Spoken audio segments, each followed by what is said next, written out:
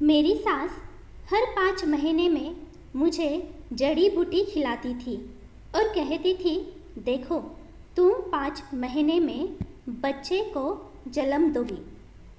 मुझे आश्चर्य हुआ जब मैं हर 5 महीने में यह जड़ी बूटी खाती थी और मैं गर्भवती होती थी। यह कहानी पूरे गांव में फैल गई। अब बांझ महिलाएं हमारे घर आने लगी और मेरी सास से दवा लेने लगे।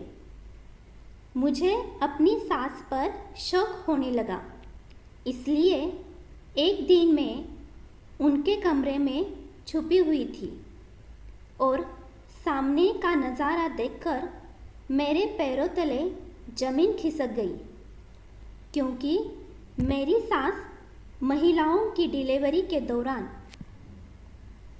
मेरा नाम सावित्री है।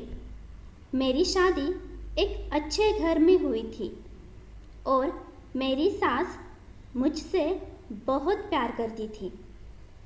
वह अपनी बेटी की तरह मेरा ख्याल रखती थी। वह बस यही चाहती थी कि उनके पोते पोतियाँ जल्द से जल्द उनके आंगन में खेलें। वह हमारे घर में बच्चों के रोने की आवाज़ें सुनना चाहती थी। शादी के 1 साल बाद भी मैंने उन्हें कोई अच्छी खबर नहीं दी। इस वजह उन्हें मेरी चिंता होने लगी। एक दिन अचानक मेरी तबीयत बहुत खराब हो गई। मुझे उल्टियाँ हो रही थी। सास को लगा मैं गर्भवती हूँ। मेरी सास मुझे डॉक्टर के पास ले गई। डॉक्टर ने बताया कि मेरी तबीयत खराब होने के कारण मुझे उल्टियाँ हो रही थी। यह सुनकर सासू माँ का चेहरा उतर गया। मैं उस दिन गर्भवती नहीं थी। मेरी सास घर आने के बाद बहुत शांत थी। वह अपने कमरे से बाहर नहीं आई। रात होने लगी थी। मुझे उसकी चिंता होने लगी। तो उस रात जब मैंने अपने पति को सारी बात बताई तो उन्होंने मुझे शांत रहने की सलाह दी और कहा कि बच्चे भगवान का दिया हुआ उपहार है। जब भगवान की इच्छा होगी तो वह हमें एक बच्चा ज़रूर देंगे। हमारी शादी को 1 साल हो चुका है। मैं चुपचाप बैठी अपने पति की बातें सुन रही थी, लेकिन फिर भी मैं बहुत चिंतित थी। मैं अपनी माँ की तरह अपनी सास को भी चिंतित नहीं देख सकती थी। 1 सप्ताह बीत गया। इस तरह मेरी सास को इस तरह की चिंता में देखकर मुझे बहुत बुरा लगता था। उन्होंने खाना भी कम कर दिया और ज़्यादा बात नहीं करती थी। 1 हफ्ते के बाद मेरे पति अपनी फैक्ट्री में लौट आए। इलेक्ट्रिकल इंजीनियर थे वे और उनका प्रमोशन हो गया था। प्रमोशन मिलने के कारण उन्हें बाहर जाना पड़ा। बाहर की कंपनी में वह काम करने लगे। घर से वह दूर रहने लगे, इसलिए हम दोनों की बातें ज़्यादा नहीं होती थी। प्रमोशन मिलने के बाद उन्हें बाहर जाना पड़ा। मैं और मेरी सास घर में थे, क्योंकि मेरे पति मेरी माँ के एकलौते बेटे थे। मेरे पति के जाने के बाद मेरी सास कमरे में आई और मुझे एक दवा दी और कहा कि यह दवा लेने के बाद तुम 5 महीने के खूबसूरत बच्चे को जन्म दोगी। उसकी यह बात सुनकर मैं हैरान रह गई, लेकिन मुझे लगा कि उसकी मानसिक स्थिति अभी ठीक नहीं है और मैंने वह दवा ले ली। मुझे लगा कि वह बस अपने इस सदमे के वजह से यह सब कर रही है। मैं उसे मना करने नहीं चाहती थी, उसका दिल नहीं दुखाना चाहती थी। मैंने वह दवा ले ली। मैं अस्पताल की भी दवा ले रही थी, इसलिए मुझे यह दवा लेने में कोई परेशानी नहीं थी। उस दवा को लेने से मेरी सास भी खुश हो जाएंगी और हो सकता है कि मैं इस दवा से उन्हें खुशखबरी दे दूं। यह सारी बातें सोचकर मैंने सासू माँ के हाथ में से वह दवा ले ली थी और उसे मैंने खाया भी, लेकिन मैं नहीं जानती थी कि इसका परिणाम क्या हो सकता है। मेरी सास बहुत खुश हो गई और फूल की तरह मेरी देखभाल करने लगी। वह मुझे डॉक्टर के पास भी नहीं ले गई थी, घर पर मेरी देखभाल करने लगी। मुझे आश्चर्य हुआ कि मेरा पेट बहुत तेज़ी से बढ़ रहा था, क्योंकि सासू माँ ने जो दवा दी थी उससे मैं गर्भवती रह गई हूँ, ऐसे मेरे सासू माँ ने मुझे कहा था। और पेट के तेज़ी से बढ़ने के कारण मुझे ही ऐसे लगा और 2 महीने के बाद मैं ऐसी लग रही थी जैसे मैं 7 महीने की गर्भवती हूँ। मैंने अपने जीवन में यह पहली बार देखा था। मैं आश्चर्यचकित थी, लेकिन अब चिंतित भी थी। मेरी सास ने मुझे समझाया कि यह सब दवा के कारण था और उन्होंने यह बात मेरे पति को बताने से इनकार कर दिया। मुझे इस बात का बहुत आश्चर्य लगा। मैंने कभी भी अपने पति से कौन सी भी बात नहीं छिपाई थी, लेकिन इस बार मैंने इस दवा के बारे में उन्हें कुछ भी नहीं बताया।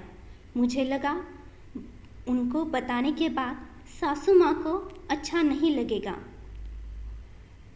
मेरे ऊपर का उनका विश्वास टूट जाएगा, इसलिए मैंने अपने पति को इस बारे में नहीं बताया। जब प्रसव का समय आया तो मेरी सास ने मुझे एक दवा दी, जिससे मैं बेहोश हो गई और बहुत समय के बाद जब मुझे होश आया तो मेरी सास मेरे बगल में बैठी थी और उनकी गोद में एक बच्चा था और वो उसे अपनी छाती पर थपथपा रही थी और मेरी आँख खुली देखकर वो उसे ले आई। मुझसे कहा कि देखो, भगवान ने तुम्हें कितना प्यारा बच्चा दिया है। उन्होंने बच्चा मुझे दिया और कांपते हाथों से मैंने अपने बच्चे को अपने पास रखा। वह बहुत नाजुक और गोल मटोल था। मुझे अपने बच्चे के लिए बहुत प्यार महसूस हुआ। मैं और मेरी सास दोनों बहुत खुश थे। जब गांव वालों को पता चला तो वे सभी मुझे बधाई देने आए। उन्हें भी इस बात का बहुत आश्चर्य था। ये बात गांव में फैल गई थी कि मैंने 5 महीने में ही बच्चों को जन्म दिया है। अब कुछ दिन ही हो गए थे। मेरी सास मेरे पास आकर फिर से मुझे वह दवा दे दी और कहा कि यह दवा ले लो, 5 महीने बाद तुम फिर से माँ बनोगी। इस बार मुझे आश्चर्य हुआ और थोड़ा अजीब भी लगा कि आखिरकार यह दवा से कैसे गर्भवती हो सकते हैं, और वह भी 5 महीने में। इस दवा के वजह से मैंने 5 महीने में बच्चे को जन्म दिया था। मुझे बहुत आश्चर्य के सिवाय मेरी सास की भी चिंता हो रही थी कि उनका मानसूलन संतुलन ठीक है या नहीं। उस समय मैं अकेली थी और मेरे पति भी बाहर थे। फिर मैं गर्भवती कैसे रह सकती हूँ? इस दवा से मैं इस बात को लेकर बहुत झिझक रही थी। मेरा बच्चा अभी छोटा था और उस समय मैं दूसरा बच्चा नहीं चाहती थी, लेकिन मैं मजबूर थी। सास के सामने मेरी नहीं चलती थी। उन्हें गुस्सा आता था, इसलिए मुझे शांत बैठना पड़ता था। मुझे इतना झिझकते हुए देखकर मेरी सास मुझे गुस्से से देखने लगी, इसलिए मुझे मजबूर होकर दवा लेनी पड़ी। उनकी परिस्थिति में मैंने वहाँ दवा ले ली और फिर 1 सप्ताह के बाद मुझे उल्टियाँ होने लगी। तब मैं थोड़ा और चिंतित हो गई। मेरी डॉक्टर से बातचीत नहीं हो रही थी। मेरी सासू माँ मुझे डॉक्टर के पास लेकर नहीं जाती थी। वह मेरी और मेरे बच्चे की देखभाल घर पर ही कर रही थी। मैं ज़्यादा पढ़ी लिखी नहीं थी, नहीं मेरा इस दुनिया से कुछ भी लेना देना नहीं था। मैं एक अनाथालय में पली बड़ी थी। मेरे कोई रिश्तेदार नहीं थे और आखिरकार मैं यह सब किसको बताती? मैं अपनी सास और अपने पति को परेशान नहीं करना चाहती थी, इसलिए मैं अपने सासू माँ की हर एक बात को मानती थी। लेकिन इस बात से मैं थोड़ा परेशान थी और 5 महीने बाद फिर से मेरी तबीयत खराब हो गई। पहले की तरह इस बार भी मेरे सास ने प्रसव काल में मुझे दवा दी। इस बार भी मेरी सासू माँ ने मुझे डॉक्टर के पास जाने से मना किया था और बाहर की दवाई लेने के लिए भी मना किया था। पहले की तरह इस बार भी मेरे सास ने प्रसव काल में मुझे दवा दी और मैं बेहोश हो गई। जब मैं उठी तो एक नन्ही परी मेरा इंतज़ार कर रही थी। मेरी सास अब पहले से ज़्यादा खुश थी। जब यह खबर गांव में फैल गई तो सभी को बहुत आश्चर्य हुआ। यह खबर गांव में जंगल की आग की तरह फैल गई। अब हमारे घर पर 5 महिलाओं की लाइन लगने लगी। मेरी सास उनमें से कुछ महिलाओं को ही दवा दे रही थी, लेकिन उनकी शर्त यह थी कि दवा लेने वाली महिला गर्भवती होने के बाद वह डॉक्टर के पास नहीं जाएगी और डिलीवरी के दौरान वह हमारे घर यानी कि मेरे सास के पास आएगी और मेरी सास खुद उसकी डिलीवरी करेगी। ये बातें बहुत अजीब सी थी, लेकिन मैं कर भी क्या सकती थी? अकेली मेरे घर आएगी, इसलिए मेरी सास उस महिला का प्रसव खुद कराएगी। एक महिला ने उसकी बात मान ली थी और मेरी सास ने उसे वह दवा दे दी। मेरी तरह ही वह भी 5 महीने में एक बच्चे को जन्म दे दिया। उस महिला ने एक बच्चे को जन्म दिया और वह बहुत खुश हो गई, क्योंकि बहुत सालों के बाद उस महिला को बच्चा हुआ था। बच्चा होने के बाद उसके परिवार ने मेरी सास को बहुत सारे पैसे दिए। माना कि अब हमारे घर पर बांझ महिलाओं की लाइन लग गई थी। मुझे यह सब बहुत अजीब लग रहा था। मैं चाहती थी कि यह सारी बातें अपने पति को बताऊं, लेकिन कुछ दिनों पहले ही मेरे पति का प्रमोशन हुआ था। प्रमोशन होने के कारण वे घर से दूर रहते थे। उनकी जो कंपनी थी वह दूर थी। आने जाने में दिक्कत होने के कारण वे वहीं पर रहते थे। बीच में उनका आना जाना रहता था, लेकिन तब मैंने उनको इस बारे में नहीं बताया।